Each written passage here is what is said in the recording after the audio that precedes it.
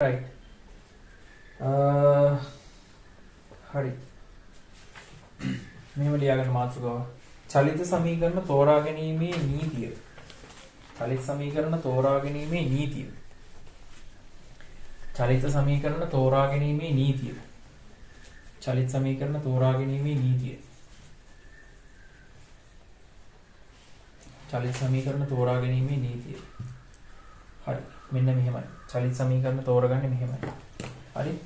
චලිත සමීකරණ ගණන් වල චලිත සමීකරණ ගණන් වල අපි කතා කරා හැම වෙලේම චරිත තුනක් දෙනවනේ. චරිත පහක් ඉන්නවා. චරිත පහෙන් චරිත තුනක් දෙනවා. හරිද?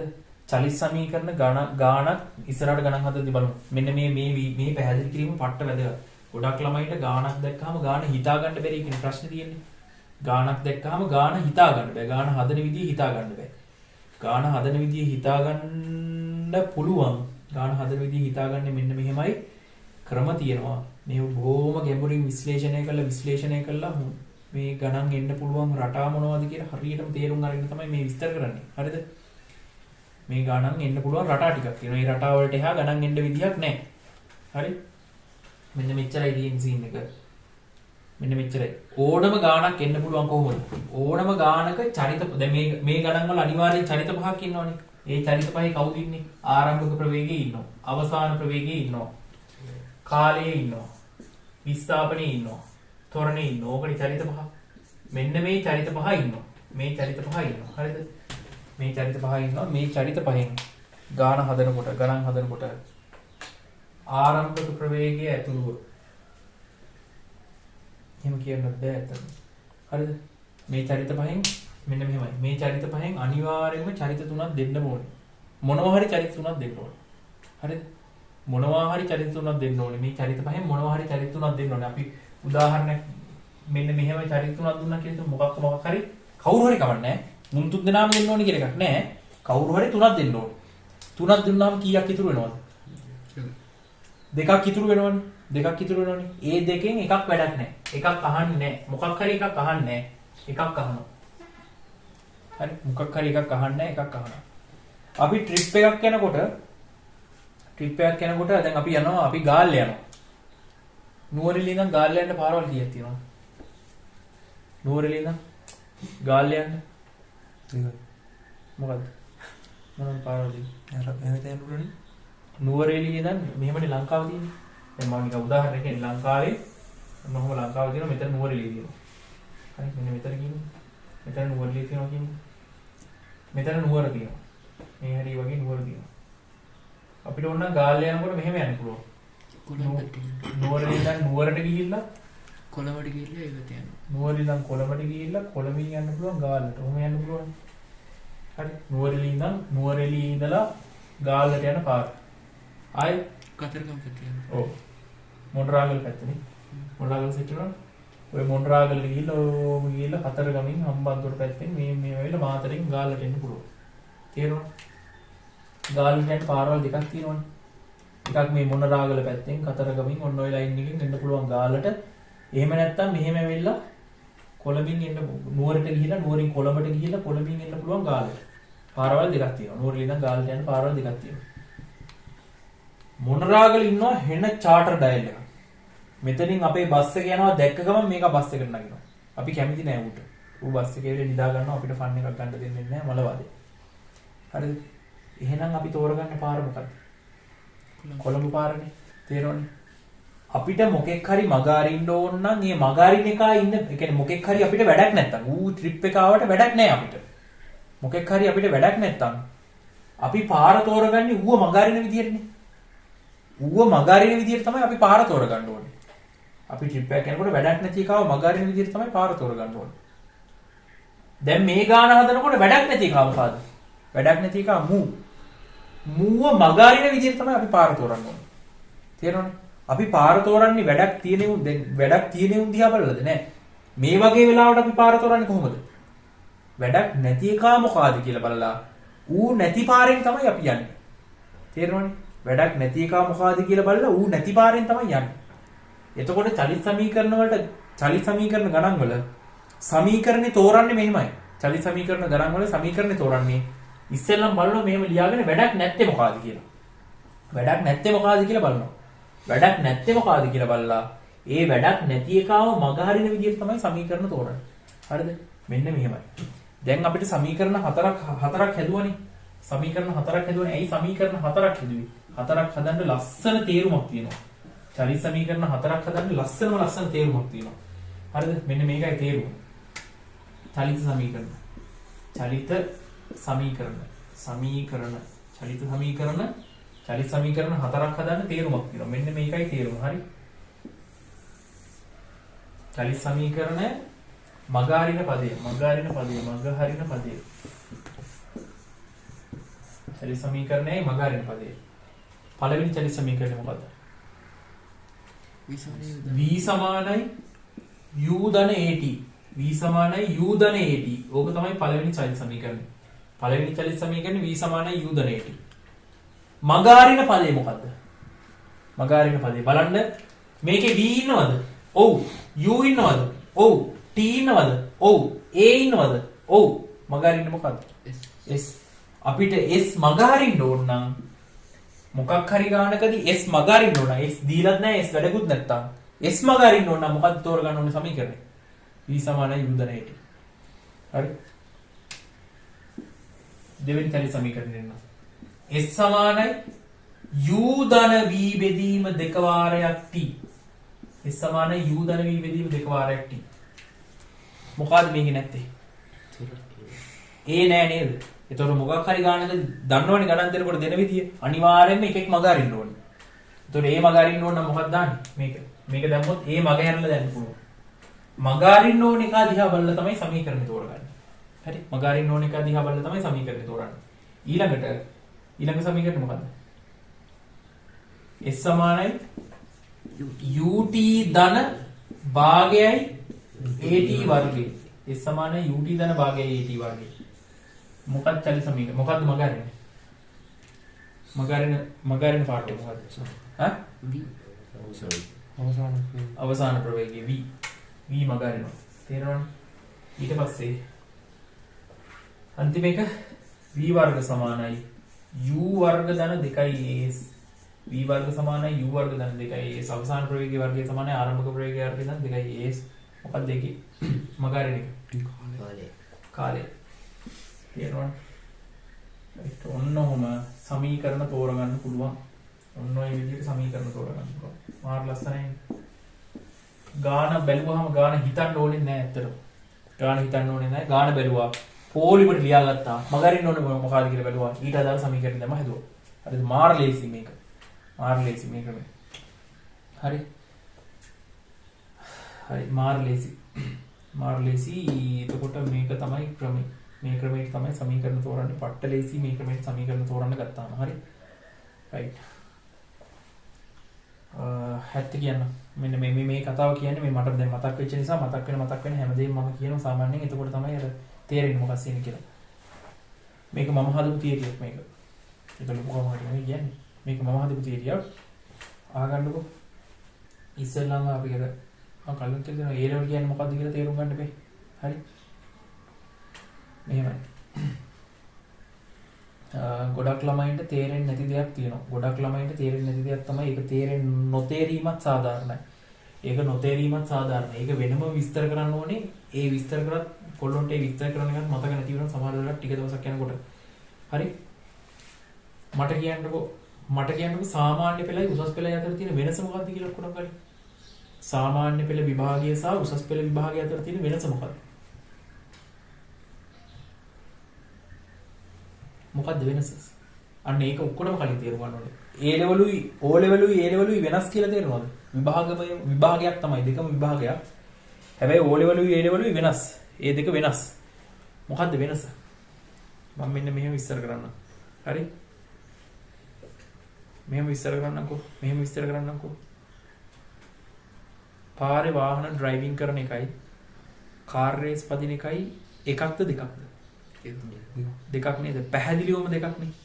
පාරේ වාහනයක් ඩ්‍රයිවිං කරන එකයි කාර් රේස් එකක් පදින එකයි එකක්ද දෙකක්ද කියලා හෙවොත් අනිවාර්යෙන් පැහැදිලිවම දෙකක්. ඒ දෙක දෙකක්.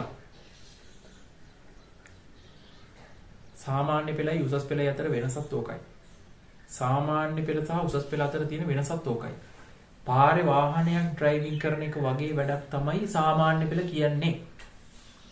හරි? සාමාන්‍ය පෙළ කියලා කියන්නේ පාරේ වාහනයක් ඩ්‍රයිවිං කරනවා වගේ වැඩක්. අවුලක් නැහැනේ. ලර්නර්ස් එකට ගියා මෙන්න මෙහෙමයි තියරි ටික ඉගෙනුවා. වාහනයක් කෙලවන්න තියරි ටිකක් තියෙනවනේ. ඒ තියරි ටික ඉගෙනුවා පොඩ්ඩක් නෝමල් එකේ ප්‍රැක්ටිස් කරවුවා. ඇතිනේ. පාරේ වාහනේ නෝමල් එකේ යන්න තියෙන්නේ. නෝමල් එකේ පාරේ සාමාන්‍ය විදියට වාහන එලවන්න තමයි උගන්වන්නේ. අවුලක් නැහැනේ. ඒකනේ ඒකට සාමාන්‍ය පෙළ කියලා කියන්නේ. බලන්න මේ වචනේ. සාමාන්‍ය පෙළ. සාමාන්‍ය මිනිහෙක් හැටියට ජීවත් වීමට ඉගෙනීම. සාමාන්‍ය මිනිහෙක්. සාමාන්‍ය පෙළ පාස් කියන එකෙන් කියවෙන්නේ සාමාන්‍ය මිනිහෙක්.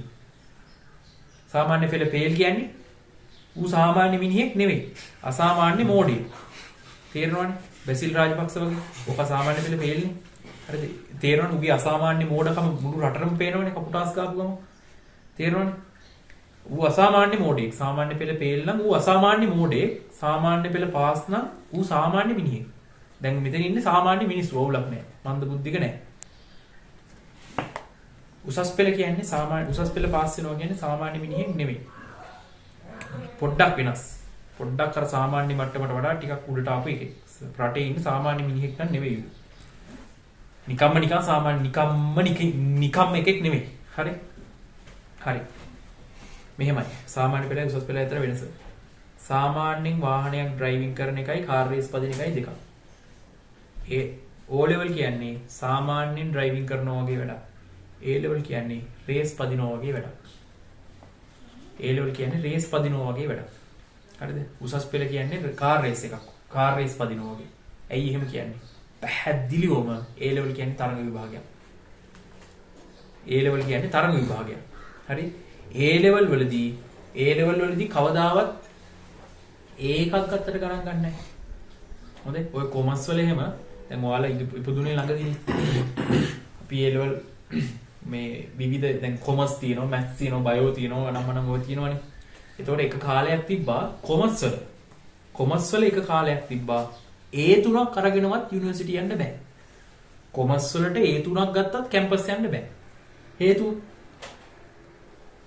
ළමයි ඔක්කොම ඒ කියන්නේ ගොඩාක් ළමයි A3කට යනවා. කැම්පස් ගන්න සීමිත ප්‍රමාණයක් රිසර්ච් ස්කෝර් එක වැඩිම සෙට් එක විතරයි කැම්පස් සිලෙක්ට් වෙන්නේ. ඒතකොට සමහරක් A3ක් ගත්ත ළමයිටත් යුනිවර්සිටි යන්න බැරි වෙන අවස්ථා තියෙනවා. හරි? තේරුම් ගන්න උසස් පෙළ කියන්නේ තරඟ විභාගයක් කියන එක ඔක්කොටම කලින්. උසස් පෙළ කියන්නේ තරඟ විභාගයක්. උසස් පෙළ කියන්නේ සාමාන්‍ය පෙළ වගේ නිකන් තියරි ඉගෙනගෙන ඒ එකක් ගත්තම ඔක්කොම හරි 75ට වඩා වැඩි නම් ඒ එකක් දෙනවා. එච්චරයි. සාමාන්‍ය පෙළ තියෙන්නේ ඔච්චරයි. A level වල එහෙම නෙමෙයි. A level වල පළවෙනි දැන් මේ නුවරඑළිය දිස්ත්‍රික්කයෙන් රෑන්ක් 50ක් ගන්නවා කියලා හිතන්නකො. නුවරඑළිය දිස්ත්‍රික්කයෙන් රෑන්ක් 50ක් ගන්නවා නම් පළවෙනි 50 දෙනා අතරට යන්න ඕන. එච්චරයි. ඒතකොට එතනින් එහාට AB කතන්දරයක් අදාළ නැහැ. ඒ තිබ්බත් එකයි නැතත් එකයි. ඒ නැතුව හරි කමන්නේ පළවෙනි රෑන්ක් 50ට ගියා නම් හරි. හරි. පළවෙනි රෑන්ක් 50ට ගියා නම් හරි. රයිට්. එතකොට රේස් එකකට පුරුදු වෙනකොට ඩ්‍රයිවිං දැනගෙන ඉන්නවා කියන එක සුදුසුකමක්ද? මහා ලොකු සුදුසුකමක්ද? නෑ. රේස් එකට එන ඕන මීහරකෙක්ට ඩ්‍රයිවිං පුළුවන්. ඩ්‍රයිවිං බැරි උන් රේස් පදින්න දෙන්නේ නෑ. ඕන එකෙක්ට රේස් දැන් අපි ලෝකේ මුළු ආසිය මුළු පෘථිවියේම ඉන්න දඩම රේස් එකට යනවා. දඩම රේස් එකට යනකොට රේස් ඔබට පුළුවන්ද? ඔව් පුළුවන්. මොනවද පුළුවන්? ඩ්‍රයිවිං පුළුවන්. ඩ්‍රයිවිං පුළුවන් කියලා රේස් එකට යනවා. ගැලපෙනවද ඒක? ගැලපෙන්නේ නැහැ. ඩ්‍රයිවිං පුළුවන් කියලා ගැලපෙන්නේ නැහැ. තරංගයක් කියන එක තේරුම් ගන්න. මේක තරංගයක්. ඒක ඔක්කොටම කලින් තේරුම් ගන්න. ඒක තේරුම් ගන්න ඕනේ. ඒක තේරුම් ගත්තේ නැත්නම් කැම්පස් යන්න බෑ. මේක තරංග විභාගයක්. තරංග විභාගයක් කියලා තේරුම් ගත්තේ නැත්නම් ගොඩ යාමක් නැහැ. හරි? ක්‍රිකට් කියන්නේ තරංගයක්නේ. හරිද? ක්‍රිකට් කියන්නේ තරංගයක්. මතු පිටින් මොකෙක් හරි බැලුවොත් එහෙම මෙහෙම කියන්න පුළුවන්. ක්‍රිකට් කියන්නේ බෝලයක් මෙහෙම දානවා. ඒකට බැට් එකකින් ගහනවා. පොල්ලකින් ගහනවා. තව එකෙක් ආයෙ බෝලයක් දානවා. ඒකට ආයෙ පොල්ලකින් ගහනවා. මහ දෙයක් නෑ නේද? අපිට පුළුවන්. පුළුවන්ද? ඉන්දියාවත් එක්ක මැච් එකක් ගහන්න? බෑ. කෙලවෙනවනේ අනිවාර්යෙන් කෙලවෙනවනේ. හේතුව මොකද්ද? ඒකේ උන් ටෙක්නික්ස් හදාගෙන තියෙන්නේ. ටෙක්නික්ස් හදාගෙන තියෙන හේතුව ඒක තරංගයක්. හරි. දන්නවනේ ඩිල්ෂාන් අලුතෙන් හොයාගත්තනේ අර බැට් කරන ක්‍රමයක්. ඩිල් ස්කූප් කියලා. හරි. බෝලෙන් බැට් එකෙන් බෝල්ට ගහන්න තමයි තියෙන්නේ. හැබැයි ඒක තරංගයක්. ඒක තරංගයක්. මතු පිටින් බැලුවොත් මිනිහෙක්ට කියන්න පුළුවන් බෝලෙන් බැට් එකට ගහන්නනේ තියෙන්නේ කියලා. මතු පිටින් බැලුවොත්. හරි. හැබැයි ඒක තරංගයක්. තරංගයකදී හරි බෝලෙන් බැට් එකට ගහන්න තමයි තියෙන්නේ. හැබැයි බෝලේ දාන එක ඌ ක්‍රම හොයා ගන්නවා. අලුත් ක්‍රම හොයා ගන්නවා. අරුවට බැට් එකෙන් ගහන්න බැරි වෙන විදිහ අලුත් ක්‍රම හොයා ගන්නවා. තේරෙනවද? මුත්තය අමුතු බෝල් දෙමිල්ලක් දාන්නේ. බෝලේ මෙහෙම ගිහිල්ලා එන්න දාන්නේ. තේරෙනවද? ඔකත් අපි මේ සිලබස් එකේ විස්තර කරන බර්නු ලියලා. මුත්තයි බෝල් දාන විදියක් තියෙනවනේ. හරිද? බෝල දාන විදියක් තියෙනවා. එතකොට ඌ මොකද කරන්නේ? ඌ අරුවට බැට් එකෙන් ගහන්න බැරි වෙන්න අලුත් නව ක්‍රම හොයා ගන්නවා. නව නිර්මාණ කරනවා මේක ඇතුලේ. මේක ඇතුලේ නව නිර්මාණ කරනවා. හේතුව මේක තරංගයක් නිසා. හරි? මේක ඇතුලේ නව නිර්මාණ කරන්න ඕනේ. මොකද මේක තරංගයක්. ක්‍රිකට් කියන්නේ තරංගයක් නිසා ඌ ඒකේ නව නිර්මාණ කරනවා. දිල්ෂාන් මොකද කරන්නේ? බැට් කරන එකේ නව නිර්මාණ කරනවා. ඩිල් ස්කූප් කියලා එකක් හොයාගත්තේ ඌ. මෙහෙම ගහන එක නේද? මෙහෙමද මන් දන්නේ කොහොමද මෙන්න මෙහෙමද කොහෙද ගහන ගන්නේ? හරි? නව නිර්මාණ කරනවා. එතකොට තරංගයකදී අනිවාර්යෙන් නව නිර්මාණ තියෙන්න ඕනේ. තව තරංගයකදී නව නිර්මාණ තියෙන්න ඕනේ. නැතුව තරංග කරන්න බෑ. පොතේ තියෙන තියරි ටික ඉගෙනගෙන තරංග කරන්න බෑ. හරි? ළමයින්ට තේරෙන්නේ නැති ප්‍රධානම දෙයක් ඕක. ළමයින්ට තේරෙන්නේ නැති ප්‍රධානම දෙයක් ඕක. SFT උගන්නන මොකෙක්ගෙන් හරි මොනවා හරි ටිකක් ඉගෙන ගන්න. මම කාටවත් මඩ ගහන්න නෙමෙයි කියන්නේ. මොකෙක් හරි දැන් පාර යන මිනිහෙක් මෙහෙම ඔයා මොනවද කරන්නේ? SFT උගන්නනවා. මට උගන්නන්න පුළුවන්ද? හරියන්නේ. ඉගෙන. එහෙම හරියන්නේ නැහැ. එහෙම හරියන්නේ නැහැ. තරංගයකට ලෑස්ති වෙනවා නම් තරංගකාරී විදිහට ලෑස්ති වෙනවා. හරි තරංගයකට ලෑස්ති වෙනවා නම් තරංගකාරී විදිහට ලෑස්ති වෙනවා. මේක මම හොයාගත්ත තියරියක්. මේ නෝට් එක හදනකොට මේක මම හොයාගත්ත මට මීටර වෙච්ච එක මම දන්නේ මේක වෙන කාටරි මීටර වෙලා තියෙනවද කියලාත් මම දන්නේ නැහැ. සමහරට මීටර වෙලා තියෙනවත් ඇති. මේ වගුව මම කිසිම පොතක නැහැ. බලන්න මේ සමීකරණය මේක මග අරිනවා මේ සමීකරණය මේක මග අරිනවා කියලා මම දන්නේ නැහැ. මම දන්න විදිහට කිසිම පොතක නැහැ. හරි කිසිම පොතක නැහැ. එතකොට ඇයි මේ නව ක්‍රම හොයාගන්නේ? නව ක්‍රම හොයාගන්නේ මේක තරඟ විභාගයක් නිසා. උසස් පෙළ කියන්නේ තරඟ විභාගයක්. තරඟ විභාගයක් නිසා තමයි අලුත් ක්‍රම හොයාගන්නේ. තේරෙනවනේ? කිසිම සර් කෙනෙක්ගේ නෝට් එකක් තව සර් කෙනෙක්ට සමානද කියන්නේ? සමාන නැහැ. ඒකට හේතුව කිසිම සර් කෙනෙක්ගේ නෝට් එකක් තව සර් කෙනෙක්ගේ නෝට් එකකට සමාන නැහැ. ඉතින් එකම සිලබස් එකනේ. එකම සිලබස් එකනේ. නෝට් ඔක්කොම සමාන වෙන්න බෑ. මතු පිටින් බලන එකට ඔහොම කියන්න පුළුවන්. එකම සිලබස් එක හැමෝගෙම නෝට් සමාන වෙන්න බෑ. එහෙම වෙන්නේ නැහැ. එක සර් කෙනෙක් නෝට් එක හදනවට වඩා ක්වොලිටියට අනිත් සර් හදන්න ඕනේ. එතකොට තමයි මේ සර්ගේ ළමයි ටික යුනිවර්සිටි යන්නේ. මෙයා ක්වොලිටි හදනවා නම් මෙයා ඊටත් වඩා ක්වොලිටි හදන්න ඕනේ. ඊට වඩා තේරෙනවනේ? තරඟ විභාගය. මේක තරඟ විභාගයක්. තරඟ විභාගයක් නිසා අපි අති සූක්ෂම වෙන්න ඕනේ. තරඟ විභාගයකදී අති සූක්ෂම වෙන්න ඕනේ. විශේෂයෙන්ම කියන්නේ අනිත්‍ය වුන් නොකරන විශේෂ අනුක්‍රම හොයාගන්න ඕනේ. හරි?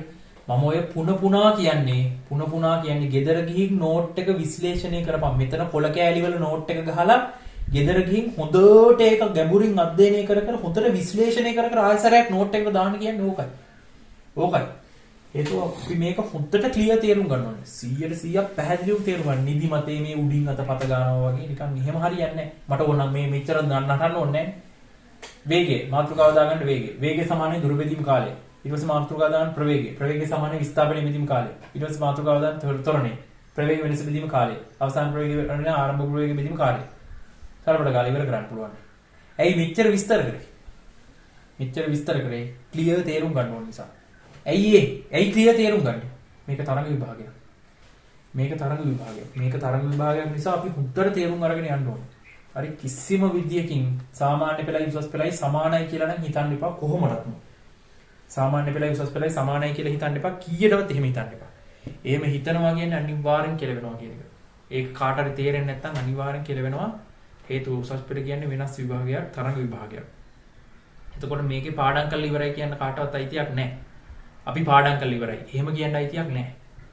පාඩම් කරලා ඉවර කරන්න බෑ. පාඩම් කරලා ඉවර කරන්න බෑ. බැරි වෙන්න හේතුව තේරෙන්න ඕනේ ගිය සැරේ MCQ පේපර් එක ගත්තාම ගිය සැරේ MCQ පේපර් එකේ මේ අපි බලාපොරොත්තු නොවෙච්ච ඒවා පවා අහලා තියෙනවා. හරි කිසිම තියරි ගිය සැරේ MCQ පේපර් එකේ අර ගවර්න්මන්ට් එකේ දුන්න රජයෙන් දීලා දෙන අච්චුපොත් ටික. හරි ඕක හොඳම උදාහරණයක්. ටෙක්නොලොජි පටන් ගත්ත මුල් කාලේ අර රජයෙන් දීලා තියෙනනේ අච්චුපොත්. ඒ අච්චුපොත් වල කරුණු තමයි එහුවේ.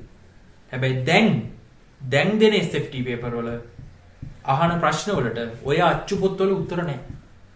ඒ කියන්නේ ඒ අච්චුපොත් වලට එහා ගියපු දේවල් තමයි දැන් අහන්නේ. අච්චුපොත් බලාගෙන උත්තර දෙන්න බෑ. හරි. ඕ ලෙවල් වලට අච්චුපොත් ගහනවනේ. ඉස්කෝලෙන් අච්චුපොත් දෙනවනේ. ඉතින් ඒ ලෙවල් වලට ආපුවම මේ අච්චුපොත් දෙන්නේ නැත්තේ. මරු පොයින්ට් එක. මට ඔය ඒ ලෙවල් කාලේ තේරුන්නේ නැහැ. අයියා ඕ ලෙවල් වලට නිකන් ගණිතයේ පොත. ලස්සන පොතක් දෙනවා. විද්‍යාවට පොතක් දෙනවා. ඒ ලෙවල් ආවට පස්සේ මොකුත් නැහැ. මේ දෙන්න එපා SFT වලට හොඳ අච්චුපොත. දුන්නා කිසි කරදරයක් නැහැ. ඇයි නොදෙන්නේ? මේක ඕපන් කරලා තියෙන්නේ මෙහෙම. තරංග විභාගයක්නේ. තරංග විභාගයක් නිසා අච්චුපොත් දෙන්නේ නැහැ. අච්චුපොත් දෙන්නේ නැත්තේ අමාරු කරන්නද? අමාරු කරන්න නෙමෙයි අච්චුපොත් දෙන්නේ නැත්තේ. අච්චුපොත් දෙන්නේ නැත්තේ ඒ ලෙවල් වල බලාපොරොත්තු වෙන්නේ මෙන්න මේක. ඒ ලෙවල් වලදී බලාපොරොත්තු වෙන්නේ විෂය කරුණු ටික දෙනවා. මෙහෙමයි කඩදාසි නිෂ්පාදනය කියලා මාතෘකාව දෙනවා. හරි? කඩදාසි නිෂ්පාදනය ගැන ඔබට පුළුවන් තරම් ඔබ අවබෝධ කරගෙන වරේ. අන්න ඒ වගේ එකක් කියන්නේ. මොකද තරංග විභාගය. ඕපන් කරලා තියෙන්නේ මේක. ඕ ලෙවල් වල කඩදාසි නිෂ්පාදනය කියලා එකක් දුන්නොත් එහෙම මෙන්න මේ ටික තමයි පාඩම් කරගෙන ඉන්න ඕනේ. පවුනේ පොඩි උන්නේ. මේ ටික තමයි පාඩම් කරගෙන ඉන්න ඕනේ. ඒ ටික පාඩම් කරලා ආව නම් ඒකම තමයි අහන්නේ එක්සෑම් එකට. එතකොට හරි. පොඩි උන්නේ. දැන් ඉන්නේ පොඩි උන්ද? නෑ. පොඩි උන් නෙමෙයි. කඩදාසි නිෂ්පාදනය කියලා දුන්නා. කඩදාසි නිෂ්පාදනය ඔබට පුළුවන් තරම් තේරුම් අරගෙන වරේ. ඔබට පුළුවන් තරම් ඒ ගැන දැනුම හොයලා, ඒ ගැන කරුණු හොයලා පුළුවන් තරම් ඒ ගැන අවබෝධයක් අරගෙන පුළුවන් තරම් දැනුම එකතු කරගෙන වරේ. අපිට ඕන එක අහයි. අපිට ඕන එක පේපර් එකට දානවා. ඒකට ඔබට උත්තර දෙන්න පුළුවන් වුණොත් හොඳයි. බැරි වුණොත් දන්නේ නැහැ. අපි දන්නේ නැහැ. ෆේල් වෙයි. තේරුණානේ? එතකොට ඒ ලෙවල් සර් කෙනෙක්ගේ වගකීම මොකද්ද? ඒකනේ ඉස්කෝලවල ඉස්කෝල සාමාන්‍යයෙන් උසස් පෙළදී ඉස්කෝල 7-5කට ගණන් ගන්න නැහැනේ. මොකෙක් හරි එකෙක් ඉස්කෝලේ ගණන් ගන්නවා නම් ඒකේ මම ටියුෂන් සර් කෙනෙක් නිසා නෙවෙයි කියන්නේ. හොඳේ. ඒක තේරෙන්න ඕනේ. දැන් අවුරුද්දක් හිටියානේ ඉස්කෝලේ ගියානේ. දන්නවනේ වැඩක් වෙන්නේ නැහැ කියලා. ඒක ප්‍රසිද්ධ කතාවක් ඕන මීහරකට තේරෙනවනේ. පොඩි උන්ට තාම තේරෙන්නේ නැහැ. ටිකක් ලොකු වෙනකොට තේරෙයි. හරි. තාම ඉස්කෝලේ හොඳයි ඉස්කෝලේ 150 එහෙම හිතාගෙන ඉන්නවා. ඒ වුණාට ඉස්කෝලේ තව ටික දවසක් යනකොට ඉස්කෝලේ වැඩක් ඇත්තෙම නැහැ කියලා තේරෙනවා. හරි. ඉස්කෝලයක් නැහැ වගේනේ. නෑ වගේ වෙන්න හේතුව මොකද්ද? නෑ වගේ වෙන්න හේතුව තමයි මේක ෆුල් ඕපන් නේ. එතකොට සර් කෙනෙක්ගේ වගකීම මොකද්ද? සර් කෙනෙක්ගේ වගකීම තමයි කඩදාසි නිෂ්පාදනය නම් මාතෘකාව. මම උදාහරණයක් ගන්නෙ. කඩදාසි නිෂ්පාදනය නම් මාතෘකාව ඒ සම්බන්ධ සියලුම කරුණු හොයාගෙන ඇවිල්ලා ළමයින්ට දෙන්න ඕනේ. හරි? වඩාත් පරිපූර්ණම නෝට් එක දෙන එක සර් ළඟට තමයි යන්න ඕනේ. හරි? ගුණාත්මක බවෙන් ඉහළම සර් ළඟට තමයි යන්න ඕනේ. නැතුව SFT උගන්වනවා කිව්වට SFT වලට විතර නෙමෙයි E-Tech උගන්වන මොකෙක් හරි එකෙක් ළඟට යනවා. ඒක හරියන්නේ නැහැ. කවුද හොඳම ගුණාත්මක බවෙන් ඉහළ නෝට් එක දෙන්නේ? කවුද හොඳම ගුණාත්මක බවකින් උගන්වන්නේ? අන්න එයා ළඟට තමයි යන්න ඕනේ. E-Tech උගන්වන මොකෙක් හරි ළඟට ගිහිල්ලා හරියන්නේ නැහැ. IT උගන්වන මොකෙක් හරි ළඟට යනවා. එහෙම හරියන්නේ නැහැ. කවුද ප්‍රෝග්‍රෑමින් වල කවුද වැඩිපුරම කෙටි ක්‍රම දෙන්නේ? ඒවා හොයන්න ඕනේ. ප්‍රෝග්‍රෑමින් මොකෙක් හරි එකෙක් උගන්වන ප්‍රෝග්‍රෑමින් දිහා බලාගෙන ඉඳලා හරියන්නේ නැහැ. ප්‍රෝග්‍රෑමින් වල කවුද කෙටි ක්‍රම දෙන්නේ? කවුද ලේසි ක්‍රම දෙන්නේ? හරි? තේරෙනවද? මම නම් IT ලොකුවට දන්නේ නැහැ. මම IT ඉගෙනගෙන නැහැ. හරිද? IT නේ කරන්නේ ඔක්කොම. හරිද? IT නේ? හරි. ඒතකොට ඒකේ ඉන්න හොඳම එකා තෝරගන්න ඕනේ. ඒකේ ඉන්න හොඳම එකා තෝරගන්න ඕනේ. එතකොට තමයි කැම්පස් යන්න ලේසි වෙන්නේ. තේරෙනවනේ කැම්පස් යනවා කියන්නේ තරඟ විභාගය යන්නේ. ඒතකොට ඒක ට්‍රේනින් කරවන එක හොඳම එකා ළඟට යන්න ඕනේ ට්‍රේනින් කරවන්න. හරි. එතකොට විෂය කරුණු සෑහෙන හොයලා දෙන එක තමයි සර් කෙනෙක්ගේ වගකීම. හරි. සාමාන්‍ය පෙළ සර්ලා පට්ට ආතල්ලක ඉන්නවනේ. සාමාන්‍ය පෙළ සර්ලා හෙන ආතල්ලක ඉන්නවා. ට්‍රිප් එකක් යනවා නිමාඩු කාලේ ට්‍රිප් එකක් යනවා. පොඩි ෆන් එකක ඉන්නවනේ. හැබැයි උසස් පෙළ සර්ලාට එහෙම ඉන්න බෑ. උසස් පෙළ සර්ලාට කිසිම ආතල්ලයක් ගන්න බෑ. ඒ කියන්නේ A level ඉස්කෝලේ උගන්වනවා නම් පුළුවන්. ඉස්කෝලේ වැඩක් කරන්නේ නැහැ. මේ ටියුෂන් කරනවා නම් අනිවාර්යයෙන්ම වෙන කිසිම වැඩක් කරන්න බෑ. හේතුව සාමාන්‍යයෙන් A level ටියුෂන් කරන ඕන සර් කෙනෙක් මම විතරක් නෙවෙයි ඕන සර් කෙනෙක් හැම වෙලේම පොත් කියව කරුණු හොය ඉන්නේ. හැම වෙලේම පොත් කියව කරුණු හොය ඉන්නේ. ඒකට හේතුව වඩාත් පරිපූර්ණ නෝට් එකක් දෙන්න ඕනේ. කියන්නේ හැමදාම අලුත් පොත් කියවනවා. පොත් කියව නෝට් අප්ඩේට් කර කර අලුත් කරන්න ඕනේ එහෙම. නැත්තම් අපි නොදන්න කරුණු පේපර් වලට අහනවා දරස් කාලා. ඒක කොයි තූත්තු කුඩිය තියෙනවද කියලා අපි දන්නේ නැහැ. මං කියන එක තේරෙනවනේ. හිටි ගමන් දරස් කාලා දානවා. දැන් Excel වල අපි මූලික ටිකක් කියලා දෙනවා. අහනවා Excel වල කොහේවත් නැති එකක් අහනවා දරස් කාලා. ඒතකොට කොයි තූත්තු කුඩියෙන් ඇහුවද කියලා දන්නේ නැහැ. හරි මම කියන එක තේරෙනවනේ. එතකොට අපි හැම වෙලේම සර්ලා හැටියට අපි හැම වෙලේම පොත් කියව දැනුම හොය නෝට් අලුත් කර තමයි ඉන්න ඕනේ. මම මෙන්න මේක ආපු නිසා කිව්වේ මෙන්න මේ කෙටි ක්‍රමය හොයාගත්ත මේ කෙටි ක්‍රමය නෙමෙයි මේ ක්‍රමය හොයාගත්තේ මම කියන එකෙන් අදහස් කරන්නේ මට පේටන්ට් වල පස්සේ ගන්න ඕනේ කියන එක නෙමෙයි. මේ ක්‍රමයට ඕන ගාණක් හිතන්න නැතුව හදන්න පුළුවන්. හිතන්න නැතුව හදන්න පුළුවන් කියන ගාණ බලපු ගමන් අපිට ටක් ගාලා හොයාගන්න පුළුවන් මොකද්ද සමීකරණය කියන්නේ. තේරෙනවද? නෝමල් විදිහට නෝමල් සමීකරණේ තෝරන්න පුළුවන්. ටිකක් කල්පනා කරලා හිතලා මේක ගැලපෙනවද කියලා දාලා බලලා තෝරගන්න පුළුවන්. හැබැයි මේක දැක්ක ගමන් වැඩක් නැති මොකද්ද? ඒ වැඩක් නැත්නම් මොකක්ද සමීකරණය? මේක. දරස් කාලා ගන්න පුළුවන්. හරිද? මේ ක්‍රම හදන්නේ මේක තරඟ විභාගයක් නිසා. ඒතකොට ගෙදර ගිහිල්ලා විශ්ලේෂණය කරනකොට අලුත් ක්‍රම සෙට් වුණොත් අන්න උන් තමයි රිසල්ට් වලට යන්නේ. හරිද? තේරෙනවනේ සාමාන්‍ය පෙළ උසස් පෙළ අතර වෙනස පැහැදිලිව තේරුම් ගන්න. ඒතකොට පාඩම් කරන්න කම්මැලි වුන්ට නම් මේකේ හැරෙන්නවත් හම්බෙන්නේ නැහැ. හරිද? හොඳට අහගන්න. කවුරු හරි කෙනෙක්ට පාඩම් කරන්න කියලා ගෙදරින් බනිනවා නම් අනිවාර්යෙන් ඌ කැම්පස් යන්නේ නැහැ. ෂුවර් එකටම කැම්පස් යන්නේ නැහැ. කාට හරි කෙනෙක්ට ගෙදරින් බනිනවා නම් පාඩම් කරන්න කියලා ෂුවර් එකටම ඌ කැම්පස් යන්නේ නැහැ. හරි. කාර් රේස් එකක් තියෙනවා. ගෙදරින් බනිනවා කාර් එක පුරුදු වෙන කියලා. ඌ කාර් රේස් එක දිනයිද? දිනන්නේ නැහැනේ කවදාවත්. කාර් රේස් එකක් තියෙනවා. ගෙදරින් බනිනවා. මුළු දවසම කාර් එකේ එල්ලලා කාර් පැද ඉන්න එපා. කෝක පුරුදු වෙවි ඉන්න එපා. ගෙදරට ඇවිල්ලා චුට්ටක් නිදාගෙන ඉන්න කියලා ගෙදරින් බනිනවා. ඌ කාර් රේස් එක දිනයිද? දිනයි. තේරෙනවනේ මම මොකද්ද කියන්නේ කියලා.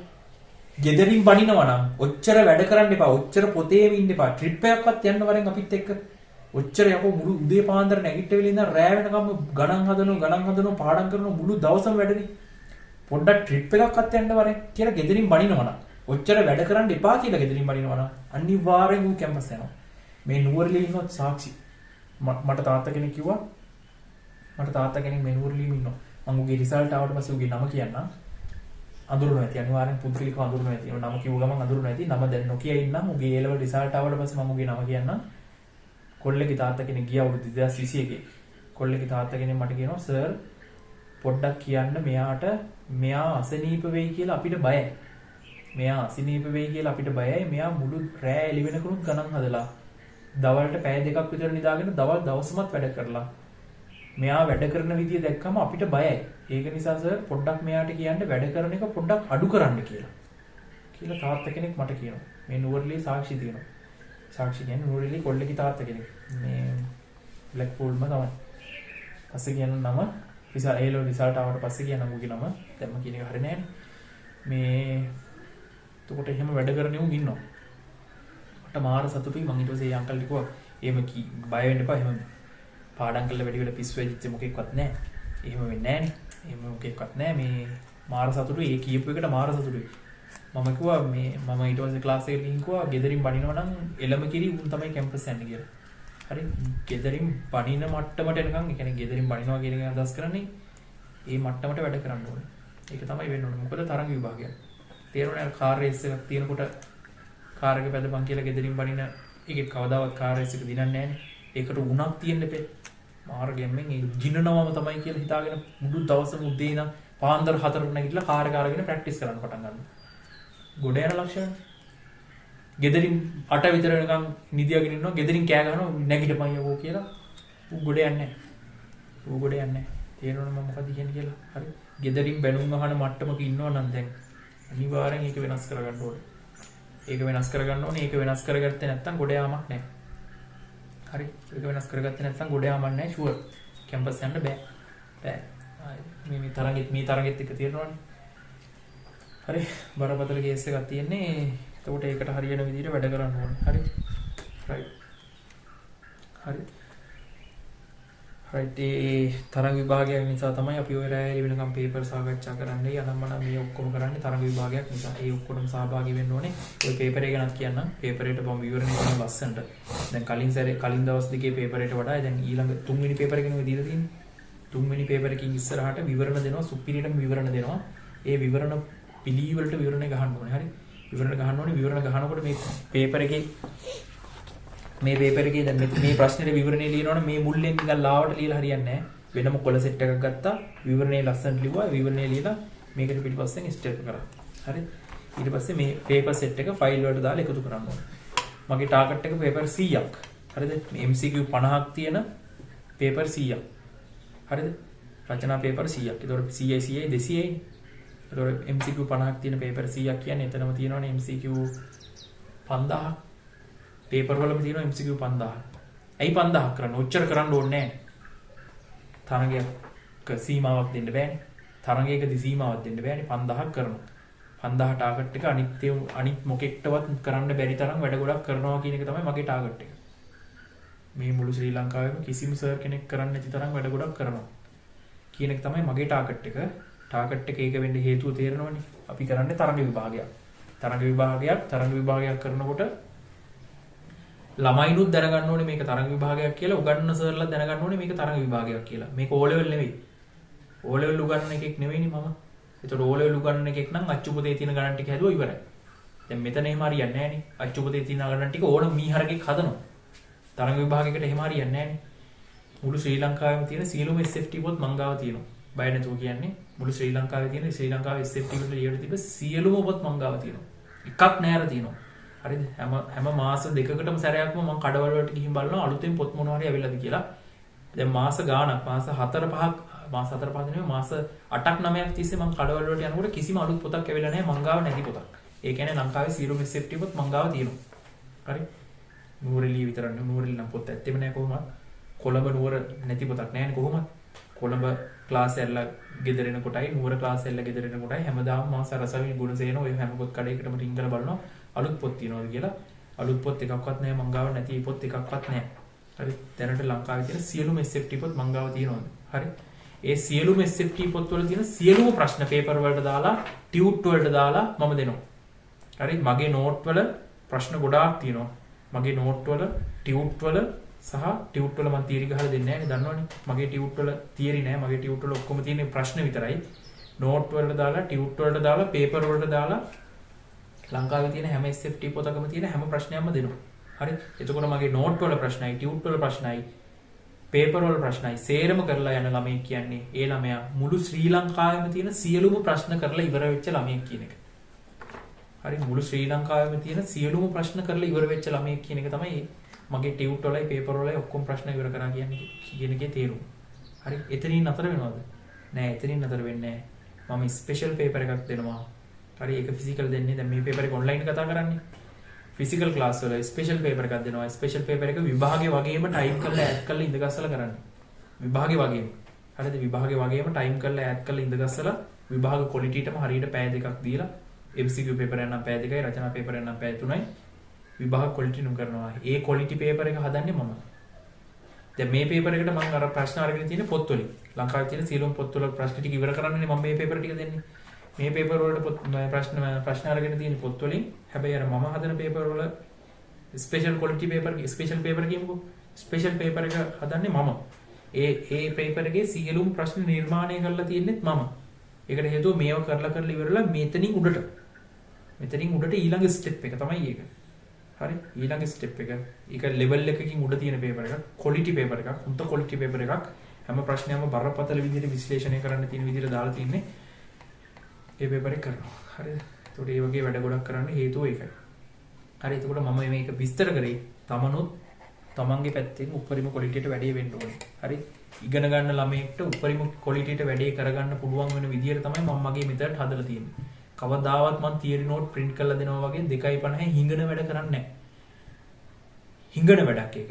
තියරි නෝට් print කරලා දෙනවා කියන්නේ හිඟන වැඩක්. ඒක හිඟන වැඩක්. ඒයි හිඟන වැඩක් කියන්නේ. තියරි නෝට් print කරලා දීලා හරියන්නේ නැහැ. තියරි නෝට් ක්ලාස් එකේ ලියවලා ගෙදර ගිහිල්ලා ගැඹුරින් විශ්ලේෂණය කර ආයෙත් ලියන්න කියන්න ඕනේ. තේරෙනවද? තියරි නෝට් මෙතන ලියලා ගෙදර ගිහිල්ලා ගැඹුරින් විශ්ලේෂණය කර කර ආයි ලියන්න කියලා කියන්නේ. එතකොටනේ හොඳට ඇඟට වදින්නේ. නැතුව තියරි print කරලා දුන්නට ඇඟට වදින්නේ නැහැ.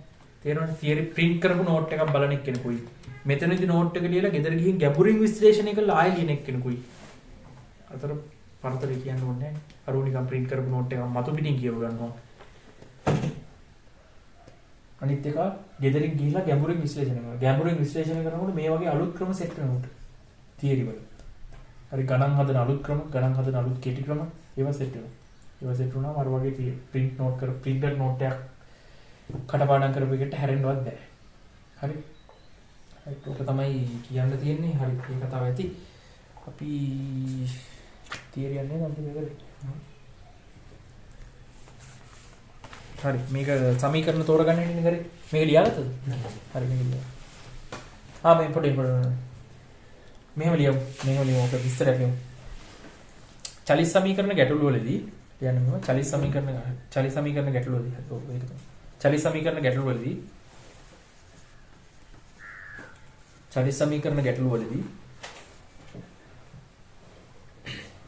අනිවාර්යයෙන්ම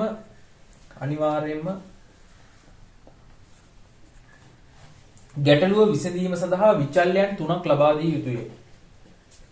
අනිවාර්යයෙන්ම ගැටලුව විසඳීම සඳහා විචල්‍යයන් 3ක් ලබා දිය යුතුය. අනිවාර්යයෙන්ම ගැටලුව විසඳීම සඳහා විචල්‍යයන් 3ක් ලබා දිය යුතුය. අනිවාර්යයෙන්ම ගැටලුව විසඳීම සඳහා විචල්‍යයන් 3ක් ලබා දිය යුතුය. අනිවාර්යයෙන්ම ගැටලුව විසඳීම සඳහා විචල්‍යයන් 3ක් ලබා දිය යුතුය. හරි. අනිවාර්යයෙන්ම ගැටලුව විසඳීම සඳහා විචල්‍යයන් 3ක් ලබා දිය යුතුය. එවිට විචල්‍යයන් දෙකක් ඉතුරු වේ. එවිට විචල්‍යයන් දෙකක් ඉතුරු වේ.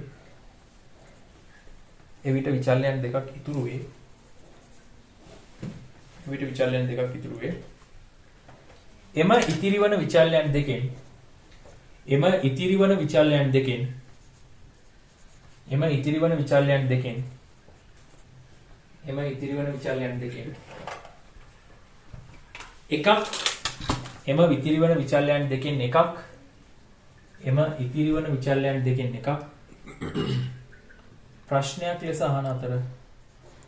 ප්‍රශ්නයක් ලෙස අහන අතර එම ඉතිරිවන විචල්‍යයන් දෙකෙන් එකක් ප්‍රශ්නයක් ලෙස අහන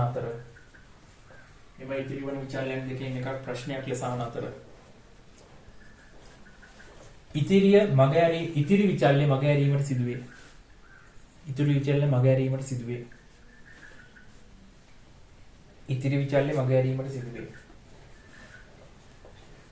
විචල්‍ය මගහැරීමට සිදුවේ. මගහැරීමට සිදුවෙන ඊළඟ ඡේදයේ මගහැරීමට සිදුවන විචල්‍යයට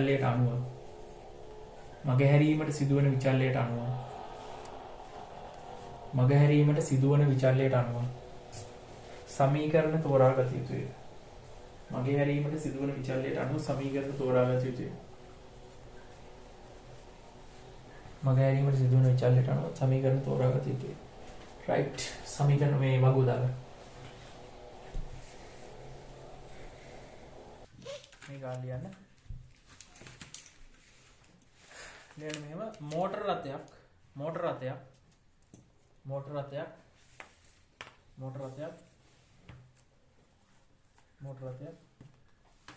ප්‍රවේගයේ 30 ms ශ්‍රේණියකේ සිට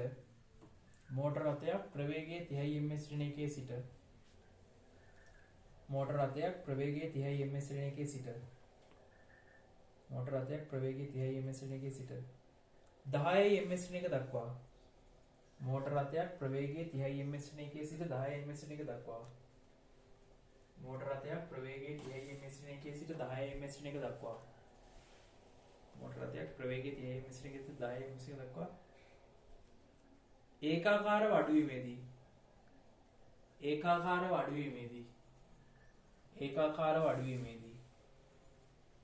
ඒකාකාරව අඩුවීමේදී ලක්වන විස්ථාපනය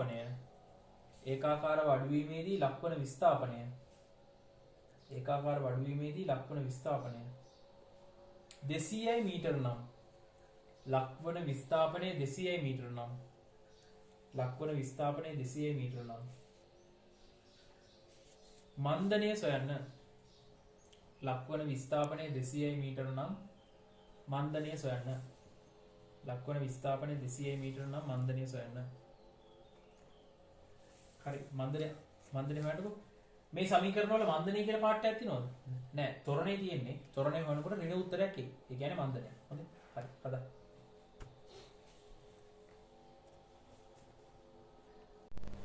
හරි. එතකොට රයිට්. මෝටර රථයක් අපි බලමු.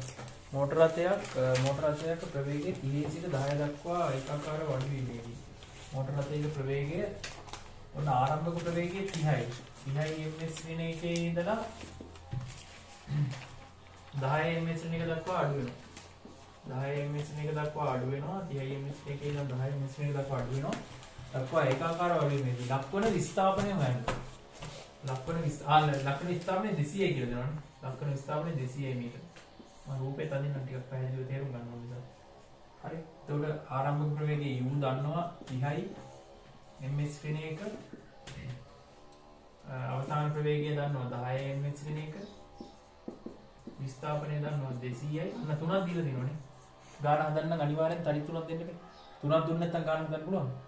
බෑ. කොතන හරි තැනක තුනක් දීලා නැත්නම් චරිත තුනක් දීලා නැත්නම් ගාන හදන්න බෑ. ගාන වැරදි. හරි තුනක් චරිත තුනක් දීලා නැත්නම් ගාන වැරදි. අනිවාර්යෙන්. හරි. එතකොට s ඊට පස්සේ ආයෙ මොකද? t වැඩක් තියෙනවා. t නේ අහන්නේ නැහැ. t අහන්නේ. t වැඩක් නැහැ. ආන්න. මූ මගහරින විදිහට තමයි සමීකරණ තෝරගන්න ඕනේ. t වැඩක් නැහැ. ඊට පස්සේ අහන්නේ ඒ තමයි අහන්නේ. එහෙනම් t මගහරින්න තියෙන සමීකරණ මොකක්ද? b වර්ග සමානයි u වර්ග ධන 2as නේ. t මගහරින්න තියෙන සමීකරණ එකපාරට අපිට තෝරගන්න පුළුවන්. හරිද? ආ හිතන්න දෙයක් නැහැ. t මගහරින්න තියෙන මූ. හරි. එතකොට නැත්තම් අර එක එක දොදා බල බල ඉන්න ඕනේ. මේක හරියනවද?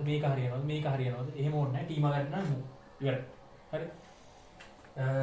එතකොට v කියන්නේ 10 වර්ගය. මම ඒකක ලියන්න නැතුව දාන්න. කෙලින්ම 10 වර්ගය සමානයි u කියන්නේ 30යි. 30 වර්ගය ධන 2 වාරයක් a වාරයක් s 200යි. එතකොට එනවා 10 වර්ගය 100යි. 30 වර්ගය 900යි. 2යි දෙවරක් 200 කියන්නේ 400යි. 400යි a මේ 900 හා පැත්තට රන්නේ හම් 100යි. 10 වර්ගය 100යි. මම ටිකක් වේගෙන් හදන්න. 900 සමාන ලකුණේ මෙහා පැත්තට රංගහම ඍණ 900 වෙනවා. 100න් 900ක් අඩු වුණාම ඍණ 800යි. ඍණ 800යි ඍණ 800 සමානයි 400යි a දෙපැත්තම 400න් බෙදන්න පුළුවන්. දෙපැත්තම 400න් බෙදුනම 400ට 400 කැපෙනවා. 400 1යි 400ව 2යි. ඒතර මෙතන ඍණ ලකුණත් එක්කනේ තියෙන්නේ. ඒතකොට උත්තර එනවා a සමානයි ඍණ 2යි ms ඍණ 2. ඍණ උත්තරයක් එන්නේ. ත්වරණයට ඍණ උත්තරයක් ආවේ. ත්වරණයට ර්ණ උත්තරයක් ආව කියන එකේ තේරුම මධ්‍යම සිද්ධ වෙලා තියෙන මන්දනය. එම නිසා මන්දනය සමානයි ඍණ 2යි ms ඍණ 1. ඍණ 2. මන්දනය සමාන මන්දනය ඍණ 2. මන්දනය දාන්න. මන්දනයට ඍණ කියලා දැම්මොත් ආයෙත් මොකද වෙලා තියෙන්නේ? ත්වරණයක් නේ වෙලා තියෙන්නේ. මන්දනය කියලා ලියුවොත් ඍණ ලියන්න බෑ. දැන් ලියන්න.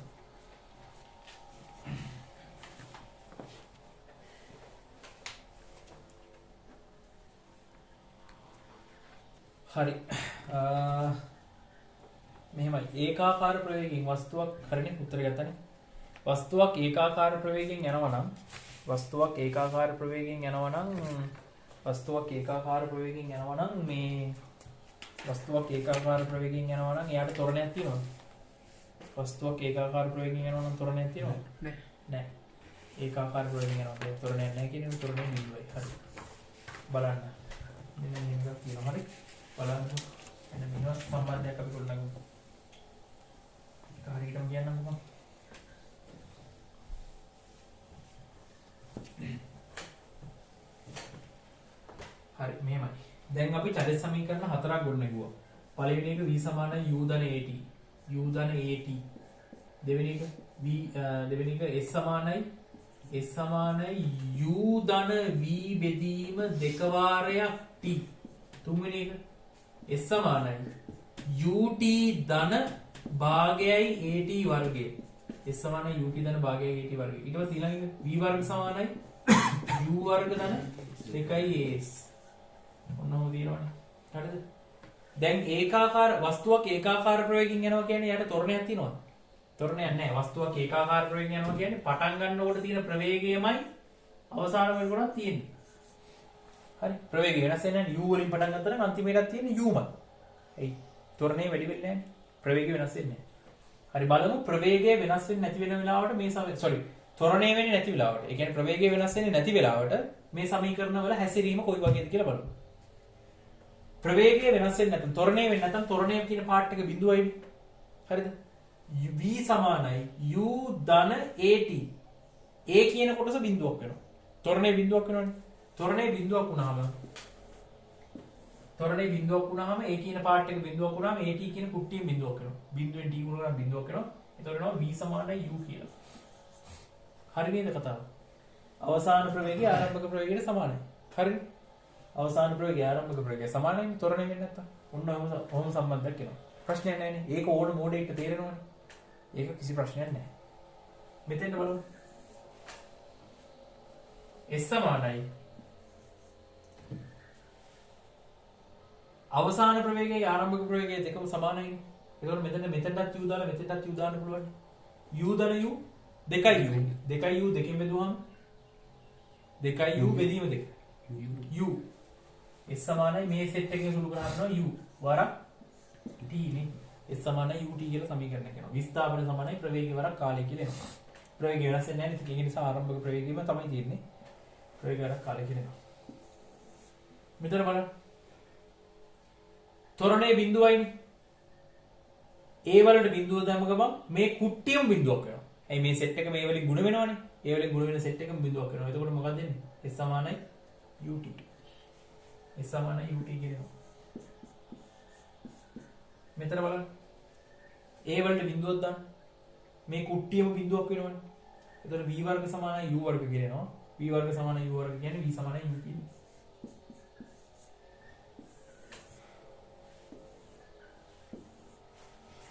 බලන්න. ත්වරණය වෙන්නේ නැති වෙලාවට මේ හැම සමීකරණයක්ම වෙනස් වුණු විදිය බලන්නකො. මේක v සමානයි u නා. අවසාන ප්‍රවේගය ආරම්භක ප්‍රවේගයට සමාන වෙනවා. මේකේ s සමානයි ut කියලා ආවා. මේකේ s සමානයි ut කියලා ආවා. මේකේ අවසාන ප්‍රවේගය ආරම්භක ප්‍රවේගයට සමාන වෙනවා. ප්‍රවේගය වෙනස් වෙන්නේ නැහැ කියන්නේ ආයේ මොකෙක්වත් ඇඟිල්ලෙන් එනලා අපිට කියන්න ඕනේ අවසාන ප්‍රවේගය ආරම්භක ප්‍රවේගය සමානයි කියලා. එහෙම කියන්න ඕනේ නැහැ. අපිට කොහොමද තේරෙනවා ප්‍රවේගය වෙනස් වුන්නේ නැහැ කියන්නේ ආරම්භයේ තිබ්බ ප්‍රවේගයම අවසානයේ තියෙන්න ඕනේ කියලා. ඒ නිසා මේ දෙක ආයේ ඇඟිල්ලෙන් එනලා අපිට කියන්න ඕනේ නැහැ. අපිට ත්වරණය වෙන්නේ නැති වෙලාවට එහෙම නැත්නම් ඒකාකාර ප්‍රවේගයෙන් යන වෙලාවට එකම එක සමීකරණයක් විතරයි දාන්න ඉන්නේ. මොකද්ද? s සමානයි ut. හරි. ආයි කියන්නකෝ. ත්වරණය වෙන්නේ නැති වෙලාවට මේ සමීකරණ එකක්වත් ප්‍රයෝජනවත් නැහැ. ඇයි? ත්වරණය වෙන්නේ නැති වෙලාවට මේ සමීකරණ ඔක්කොම වෙනස් වෙනවා මෙන්න මේ විදිහට. ත්වරණය වෙන්නේ නැති වෙලාවට. එතකොට ත්වරණය වෙන්නේ නැති වෙලාවට ඒකාකාර ප්‍රවේගයෙන් යන වෙලාවට යොදන්න තියෙන එකම එක සමීකරණයයි s සමානයි ut විතරයි. හරි. ත්වරණය වෙන්නේ නැති වෙලාවට යොදන්න තියෙන s සමානයි ut කියන සමීකරණය විතරයි. මේ සමීකරණ දැම්මම මොකද වෙන්නේ? ඒවා කන්වර්ට් වෙනවා s සමානයි ut විදිහට. හරි. ඒක නිසා ත්වරණය වෙන්නේ නැති වෙලාවට ඒකාකාර ප්‍රවේගයෙන් යන වෙලාවට ඒකාකාර ප්‍රවේගයෙන් යන වෙලාවට යොදන්න තියෙන එකම චලිත සමීකරණය තමයි s සමානයි ut. හරිද? ඒකාකාර ප්‍රවේගයෙන් යන වෙලාවට යොදන්න තියෙන එකම චලිත සමීකරණය තමයි s සමානයි ut. හරි? රයිට්. මේව ලියමු. ඒකාකාර ප්‍රවේගයෙන් යන විට තරුවක් දාලා ලියන්නේ. ඒකාකාර ප්‍රවේගයෙන් යන විට ඒකාකාර ප්‍රවේගයෙන් ගමන් කරන විට කියලා ඒකාකාර ප්‍රවේගයෙන් යන විට a සමානයි බිඳුව නිසා simple a සමානයි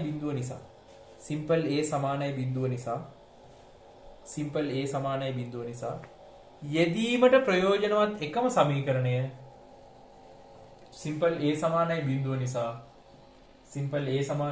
නිසා යෙදීමට ප්‍රයෝජනවත් එකම සමීකරණය simple a සමානයි බිඳුව නිසා යෙදීමට ප්‍රයෝජනවත් එකම සමීකරණය a සමානයි බිඳුව නිසා යෙදීමට ප්‍රයෝජනවත් එකම සමීකරණය S සමානයි ut වේ. ඉදීමට ප්‍රයෝජනවත් එකම සමීකරණය S සමානයි ut වේ. ඉදීමට ප්‍රයෝජනවත් එකම සමීකරණය S සමානයි ut වේ. හරි. මේක ලියා ගන්න ඕනේ. මේක ලියා ගන්න ඕනේ හොඳේ. S සමානයි ut වේ. ඒකාකාර ප්‍රවේගයෙන් යනවා නම් ওই සමීකරණේ විතරයි දාන්න තියෙන්නේ. සමීකරණ තෝරන්න දෙයක් නැහැ. හරි. මේව ගානක් හදමු බොරුවට. බොරුවට මේව ගානක් හදමු කියන්නමු. මෝටර රථයක් 25 ms ශ්‍රේණියක ඒකාකාර ප්‍රවේගයෙන් මෝටර රථයක් 25 ms ශ්‍රේණියක ඒකාකාර ප්‍රවේගයෙන් මෝටර රථයක් 25 ms ශ්‍රේණියක ඒකාකාර ප්‍රවේගයෙන් මෝටර රථයක් 25 ms ශ්‍රේණියක ඒකාකාර ප්‍රවේගයෙන් මෝටර රථයක් 25 ms ශ්‍රේණියක ඒකාකාර ප්‍රවේගයෙන් තප්පර 20ක් ගමන් කරන විට මෝටර රථයක් 25 ms ශ්‍රේණියක ඒකාකාර ප්‍රවේගයෙන් තප්පර 20ක් ගමන් කරන විට මෝටර රථයක් 25 ms ශ්‍රේණියක ඒකාකාර ප්‍රවේගයෙන් තප්පර 20ක් ගමන් කරන විට ලබා ගන්නා විස්ථාපනය සොයන්න. ලබා ගන්නා විස්ථාපනය සොයන්න. ලබා ගන්නා විස්ථාපනය සොයන්න. ලබා ගන්නා විස්ථාපනය සොයන්න. ලබා ගන්නා විස්ථාපනය සොයන්න. ලබා ගන්නා විස්ථාපනය සොයන්න. ලබා ගන්නා විස්ථාපනය සොයන්න. හරි හදන්නකෝ.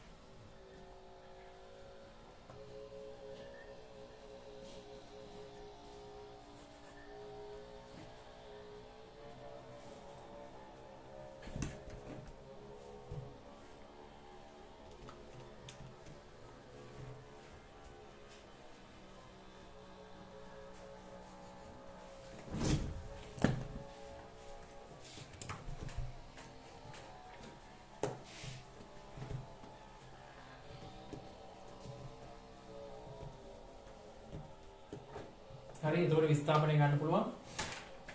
විස්ථාපනය ගන්න පුළුවන් S සමානයි ut කියන එක විතරනේ ඔකට දාන්න තියෙන්නේ. ඒකාකාර ප්‍රවේගයෙන් යන නිසා. ඒතකොට විස්ථාපනය S සමානයි ප්‍රවේගය 25යි. 25 ms ශ්‍රේණියක 25 ms ශ්‍රේණියක ඒක ගුණ කරන්න ඕනේ කාලයෙන්. කාලය තප්පර 20යි. 20යි තප්පර මේ තප්පර වලට මේ තප්පරයට කැපිලා යනවා. ඒතකොට මීටර ගණන් කරනවා 25 වරක් 20 50යි 25 වර 2 50යි 50යි 500 මීටර 500 ඒ සමානයි මීටර 500 සමානයි මීටර 500 කියනවා. හරි. රයිට්. ඒ චැප්ටර් එකත් ඉවරයි. ඒ චැප්ටර් එකත් ඉවරයි. ඕක තමයි චලි සමීකරණ. හරි. අර එදා චලි සමීකරණ පේපර් එකේ චලි සමීකරණ ගන්න හැදුවා. ඒතර මේ සමීකරණ තමයි දඩබඩ ගාලා දැම්මේ. ඒ වෙලාවේ මම වේගෙන් කරපෙකට හේතුව තේරෙනවනේ. අරුන්ට මේව උගන්වලා තියෙන්නේ. උන් බලගුවන් සමීකරණ තෝරන්න දන්නවා. ඒතර ආයි කී කී නෝයන් දඩබඩ ස්කාලේ කියනවා. හරි. ඒ ගණන් දැම්ම හදන්න බෑ. තාම ඒ ගණන් try කරන්න එපා. මොකද බල විභේදනයෙන් තාම ගණන් නැති නිසා. හරි. මේක තමයි කරන්න තියෙන්නේ. හරි.